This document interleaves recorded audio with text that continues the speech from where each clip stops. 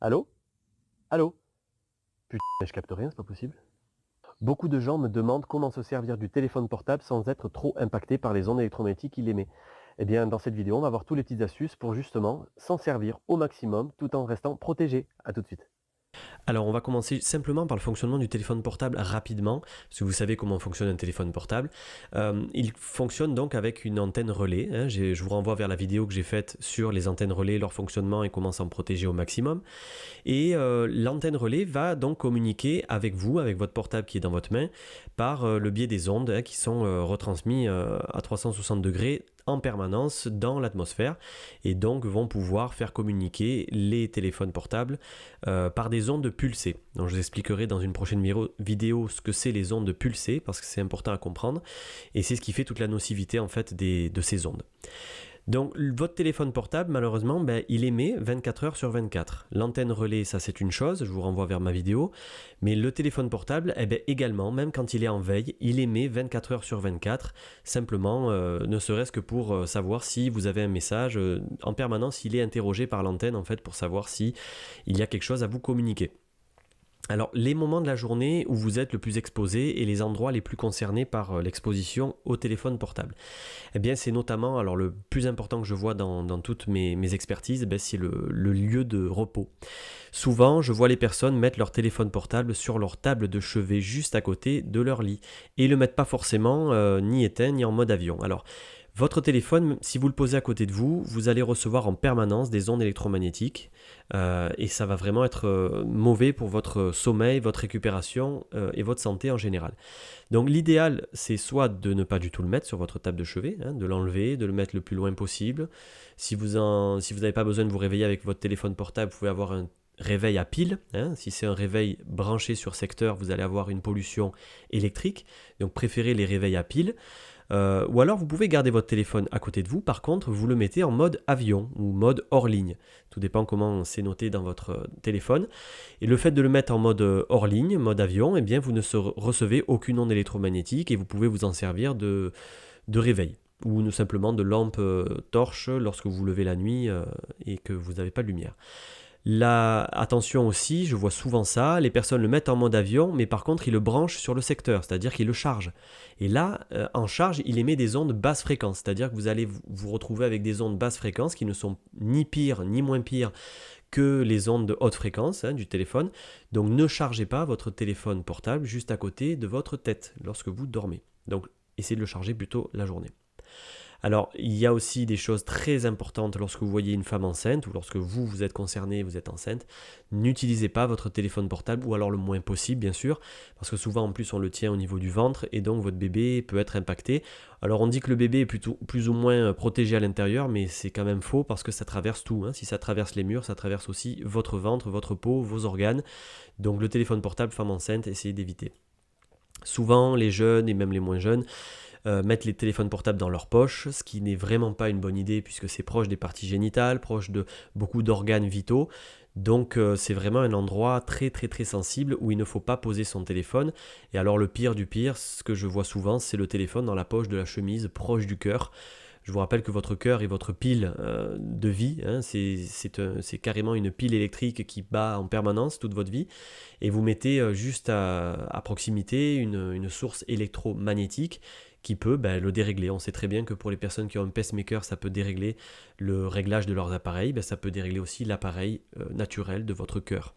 De plus, dans les transports, hein, je vois des jeunes mettre leur téléphone portable calé dans leur casque pour pouvoir téléphoner. C'est très très mauvais parce que le casque va faire rebondir en fait les ondes électromagnétiques dans tout leur cerveau, toute leur tête, donc ça va rebondir dans tous les sens. Et les transports, donc les voitures, aussi bien aussi le train, le tramway, tout ce qui est métallique en fait va faire rebondir les ondes et va les amplifier. Donc vous êtes dans des cages, dans des micro-ondes et vous êtes en train de brûler à petit feu tout en communiquant. Donc essayez au maximum de communiquer en kit main libre, de ne pas communiquer ou de vous arrêter tout simplement et sortir de votre véhicule pour téléphoner. Attention, attention. Alors souvent, je vois ou j'entends des personnes qui me disent « mais moi, ça y est, je suis protégé ».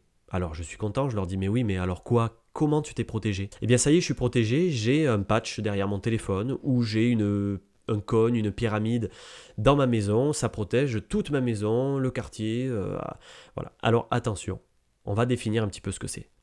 Vous savez, les ondes électromagnétiques du portable, ce sont des ondes électromagnétiques artificielles pulsées. D'accord. Premièrement, ces appareils, ces patchs que l'on pose derrière le téléphone ou ces pierres, même les pierres Shungit, tout ce que j'entends passer à gauche et à droite, ça ne se mesure pas. Ce sont des ondes énergétiques non artificielles, c'est-à-dire qu'elles sont naturelles. Elles ne se mesurent pas car elles sont infimes et elles sont de l'ordre de l'ésotérique. Elles sont de l'ordre du ressenti. Elles ne sont pas de l'ordre physique. Alors que les ondes électromagnétiques, je vous rappelle que c'est du physique. Avec mes appareils que j'ai là derrière, vous les voyez sur le meuble, on mesure, donc c'est quelque chose de matériel, bien que nous ne le voyons pas, les êtres humains, nous ne voyons pas les ondes électromagnétiques, mais c'est quelque chose de bien réel et de bien présent. Donc on ne peut pas penser que quelque chose de invisible, de non mesurable, d'ésotérique ou de simplement énergétique va pouvoir limiter à 100% les ondes. Peut-être que ça va vous faire du bien, peut-être que ça a un effet placebo, peut-être que ça a un effet revitalisant pour votre énergie, et c'est possible, fort possible, j'y crois, mais par contre, je ne peux pas vous conseiller un produit qui ne va marcher que dans certains cas ou que pour certaines personnes. Moi, ce que je préfère, c'est couper les ondes électromagnétiques, les limiter, les filtrer, vraiment les bloquer, pour vraiment être sûr qu'on est protégé. Donc de plus, ça ne corrige pas les ondes pulsées artificielles. On ne peut pas corriger des ondes pulsées artificielles par des ondes naturelles et continues. Ce n'est pas compatible. De plus, l'amélioration est basée sur le ressenti, comme je vous disais. Il n'y a pas de preuve physique. Je vous mets donc une pierre, je vous ferai une démonstration un jour, de ces pierres ou de ces patchs qu'on met sur le téléphone, puis je mesure avec les appareils. Ça ne change strictement rien. Il n'y a aucune amélioration physique avec ces pierres. De plus, seule une barrière physique peut protéger du physique. D'accord ? Gardez bien ça à l'esprit parce que ça serait dommage de jeter votre argent par les fenêtres. Je vais vous expliquer ça de manière très simple et c'est important que vous compreniez. Le corps, votre corps humain et vos corps énergétiques, tout ce que vous voulez, tout dépend de vos croyances. Votre corps doit traiter de l'information durant toute sa vie. En permanence, vous êtes en train de traiter de l'information. Là, vous traitez l'information que je vous donne sur YouTube. Vous pouvez traiter l'information de quelqu'un qui vous parle, de quelqu'un qui vous touche, de quelque chose que vous lisez, que vous regardez, des émotions. Tout ça, c'est du traitement d'informations par votre corps, par votre cerveau. On le sait très bien, trop d'informations, tue. C'est-à-dire que quand vous avez trop d'informations, ça crée des pathologies, ça se crée déjà un grand stress. Si je vous mets 10 discussions en même temps, 40 vidéos en même temps sur 40 écrans, plus 50 informations importantes que je vous donne en même temps, plus un appel téléphonique, plus un mail, plus un texto, au bout d'un moment, vous allez craquer. C'est trop d'informations à gérer en même temps. Et donc, ce qu'il faut retenir, c'est que nous avons besoin d'exformer. D'accord ? L'inverse de informer, prendre de l'information, c'est exformer, c'est-à-dire sortir l'information. C'est ce que vous faites la nuit. La nuit, vous exformez. Vous ne vous rappellerez pas de tout ce que vous avez fait dans la journée. Une fois que vous aurez dormi, vous vous rappellerez de certains souvenirs. Et puis, plus les jours avancent, plus vous ne vous rappelez que des souvenirs importants, choquants, ou voilà, celles qu'on va garder. Mais on ne se rappelle pas de tout. On a besoin d'exformer, on a besoin d'oublier des choses. Pour vivre. Je vous renvoie vers l'écrivain Bernard Clavière qui a fait un livre super et qui parle d'exformation et le titre de ce livre c'est « Et si on s'arrêtait un peu de manger de temps en temps ?» Donc lui il a fait le rapport avec l'alimentation et le jeûne, mais l'exformation c'est primordial pour votre santé. Et donc nous recevons trop d'informations. Du coup, si votre téléphone portable émet des ondes, donc vous devez traiter l'information des ondes de votre téléphone portable. Ce sont des photons, ça transperce les choses à la vitesse de la lumière, c'est quelque chose de très agressif, ce sont des hautes fréquences, donc c'est très nocif pour tout le monde. Même si vous rajoutez une pierre, un patch, ce que vous voulez sur votre téléphone, il va quand même émettre des ondes. L'argument des vendeurs de ces patchs, c'est de vous dire, mais on va transformer les ondes, on va les rendre moins agressives, moins nocives, etc., etc. Mais il y a toujours des ondes. On ne pourra pas enlever les ondes tant que vous captez, tant que vous pouvez téléphoner, il y a des ondes. Donc il n'y a pas d'exformation. Il y a de l'information, toujours plus, toujours plus. Au lieu d'avoir votre téléphone avec ses propres ondes, vous avez votre téléphone avec ses ondes, plus les ondes du patch, et plus les ondes de la pierre, et plus les ondes de ci et de là, et de là, et de là. Et moi, ce que je vous conseille, et ce que j'ai vérifié avec mes clients, c'est qu'on ne va mieux que lorsque l'on a moins d'informations. Donc il faut couper l'information, et il faut au contraire réussir à adapter ces produits, cette technologie, tout en s'en servant, tout en restant technologique et tout en restant connecté, on va mettre en place des solutions pour justement bloquer ces ondes, vous protéger vous et du coup être en meilleure santé. Alors ne dépensez pas votre argent dans des solutions obsolètes et des solutions qui ne sont pas complètes. On m'a beaucoup parlé aussi des pochettes, des housses de protection anti-ondes. Lorsque vous mettez, alors c'est vrai que de premier abord ça paraît une solution super. On met un téléphone dans une housse, on peut téléphoner, on peut le laisser, il ne capte pas ou alors il capte très très peu. On réduit de 90% les ondes, c'est l'argument en tout cas de vente. Mais attention, si vous mettez une housse, déjà vous pouvez le mettre en mode avion, il n'y a pas besoin d'une housse, mais par contre si vous voulez vous en servir avec la housse, votre téléphone va émettre beaucoup plus pour pouvoir capter l'antenne relais. Et l'antenne relais aussi, ça c'est une particularité des antennes relais, elles sont capables d'augmenter leur puissance lorsqu'elles n'arrivent pas à capter avec un téléphone. Donc si la communication entre votre téléphone et l'antenne relais est diminuée par une housse, eh bien l'antenne relais et le téléphone vont se mettre à émettre beaucoup plus fort pour justement garder la communication. Donc ce n'est pas une solution idéale. Le mettre en mode avion quand vous ne vous en servez pas. Et lorsque vous en servez, je vais y venir après dans les solutions, il y a une solution qui est très très efficace pour votre téléphone portable.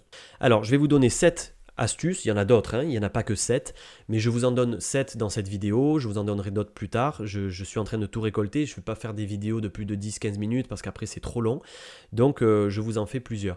Donc vous avez par exemple ces oreillettes écouteurs stéthoscopiques, c'est-à-dire qu'elles sont vides à un endroit du fil, le fil donc part de votre téléphone et va jusqu'à un certain endroit qui part ensuite en tube vide qui est rempli d'air. Donc jusqu'à vos oreilles, il n'y a pas de fil électrique qui emmène les ondes électromagnétiques jusqu'à votre cerveau. Donc c'est très intéressant parce que vous n'allez pas ressentir cet effet de brûlure au niveau du cerveau, vous n'allez pas avoir l'oreille qui chauffe, etc., etc. Donc ces oreillettes sont très intéressantes. C'est pas une solution idéale parce que le fil conduit quand même les ondes, donc si vous l'avez proche de votre corps, vous allez vous irradier à certains endroits, mais c'est une solution très très intéressante lorsqu'on veut quand même téléphoner. Donc ça ne conduit pas les ondes jusqu'à vos oreilles et votre cerveau. Puis vous avez alors la solution la plus importante de cette vidéo. Si vous mettez votre téléphone mobile en 3G forcé, alors je vous explique ce que ça veut dire 3G forcé. Dans vos paramètres de votre téléphone, vous avez la possibilité de choisir si votre téléphone va capter en 4G, en 3G, en 2G ou en tout, c'est-à-dire qu'il va choisir le meilleur réseau pour fonctionner. Vous avez dans la plupart des téléphones la possibilité de choisir dans les paramètres la 3G forcée. Alors j'appelle ça forcée, c'est-à-dire la 3G uniquement. Lorsque vous êtes en 4G et en 2G, le téléphone émet des rayonnements électromagnétiques énormes. C'est testé, je vous montrerai les tests dans une prochaine vidéo. Lorsqu'on le met en 3G et uniquement en 3G, quand le réseau le permet, le téléphone réduit ses émissions électromagnétiques de 200. 200 fois moins fort lorsque vous êtes en 3G. Et ça c'est énorme, donc c'est très très intéressant à se servir si votre réseau le permet. Le rayonnement électromagnétique sera réduit. Donc vous pourrez utiliser votre téléphone portable en 3G forcé ou 3G uniquement et vous pourrez donc téléphoner sans être très impacté par les ondes électromagnétiques qui sont émises. Ensuite, quand vous utilisez votre GPS, il existe, on ne le sait pas, des GPS qui n'utilisent pas Internet. Je vous laisse chercher par vous-même sur Internet, vous allez sur votre moteur de recherche et vous tapez GPS sans Internet et vous allez voir qu'il y a plein de possibilités pour avoir un GPS sans Internet. Le GPS qui est dans votre voiture, en général, il ne se connecte pas à Internet, donc il n'est pas émetteur d'ondes électromagnétiques, sauf la marque TomTom et sauf les GPS qui utilisent l'option info-trafic, celui qui vous envoie les informations du trafic en temps réel. Ceux-là, malheureusement, émettent des ondes électromagnétiques comme un téléphone portable en permanence en communication avec l'antenne relais. Donc c'est comme si vous aviez un téléphone portable dans l'habitacle qui en permanence est en communication pour vous envoyer si vous êtes sur le bon chemin, mais surtout si vous avez des infos trafic, une alerte infotrafic qui arrive comme ça à n'importe quel moment. Choisissez votre téléphone avec un indice DAS, d'absorption, donc on appelle ça, vous regardez sur internet, le plus bas possible. Plus le DAS est bas, moins le téléphone portable peut être pénétrant, les ondes du téléphone portable vont être pénétrantes pour vous. C'est pas le seul indice à regarder quand vous avez le choix d'un téléphone portable, mais c'est quand même un des plus importants, puisque plus le DAS est bas, eh bien plus votre téléphone portable émet moins d'ondes électromagnétiques. Attention, les anciens modèles ne sont pas forcément moins polluants. On croit parfois qu'un petit téléphone ancien même pas en couleur, même pas tactile, etc., émet moins parce qu'il est plus ancien. Non, c'est parfois même le contraire. Plus la technologie avance, plus l'antenne n'a pas besoin d'émettre très fort pour communiquer. Mais voilà, référez-vous bien aux études faites sur les mobiles. Quand vous choisissez un téléphone, vous pouvez taper le nom du téléphone, plus comparatif, émission d'ondes, DAS. Vous allez trouver des références en fait sur votre téléphone, sur votre modèle exact. Ensuite, mettre votre téléphone en mode avion pour dormir. Et oui, ou le plus loin possible de votre lit. Moi personnellement, je le mets hors de ma pièce ou alors si je l'ai à côté de moi, je le mets en mode avion parce que je l'ai chargé en journée. Je ne le charge pas non plus à côté de ma tête. D'accord? Donc je le charge en journée, je le mets en mode avion pour me servir de réveil ou alors j'ai mon réveil à pile et mon téléphone est dans la cuisine, quelque part très loin. Je n'en ai pas besoin. Lorsqu'on dort, on doit exformer, donc on n'a pas besoin d'être en permanence connecté à un éventuel appel. Si on est dans un moment de sa vie où on a besoin d'être contacté dans la nuit, où on a besoin d'avoir une urgence, où on a peur d'avoir une urgence, pas de problème, mettez-le au bout de votre pièce, mettez-le dans une autre pièce avec la sonnerie un peu forte pour pouvoir l'entendre, et ça ira très bien. Vous pourrez rester en communication, mais par contre ne le mettez pas juste à côté de votre tête. Ne chargez pas votre téléphone à côté de votre lit, c'est encore une fois très très important. Essayez de charger votre téléphone dans la journée. Moi personnellement, je le charge entre midi et 2 et dès que je rentre du travail vers 18h, eh bien, je le mets en charge et ça marche très bien, ça tient très bien toute la nuit la charge. Ne mettez vos données mobiles, le Bluetooth, le Wi-Fi, la position, c'est-à-dire le GPS, que lorsque c'est nécessaire. Souvent, quand je fais des expertises, je prends le téléphone des gens qui me demandent, voilà, regardez si mon téléphone n'est pas trop fort en émission. Et là, je vois qu'il y a toutes les options ouvertes. Il y a la donnée mobile, il y a le Bluetooth, il y a le Wi-Fi, il y a la position pour le GPS. C'est pas nécessaire. Donc, faites dérouler votre volet de votre téléphone portable ou allez dans les paramètres et regardez si les choses ne sont pas cochées, allumées, alors que ce n'est pas nécessaire. Regardez bien tout ça parce que c'est important. Vous l'avez en permanence à côté de vous. Voilà, je vous remercie pour votre écoute. Je ferai plein d'autres vidéos concernant le téléphone mobile et plein d'autres sujets. N'hésitez pas à me mettre dans les commentaires ce que vous voulez que je traite comme information ou comme sujet. Je me ferai un plaisir de vous répondre. Je vous souhaite à tous de vivre en bonne santé et heureux. À bientôt.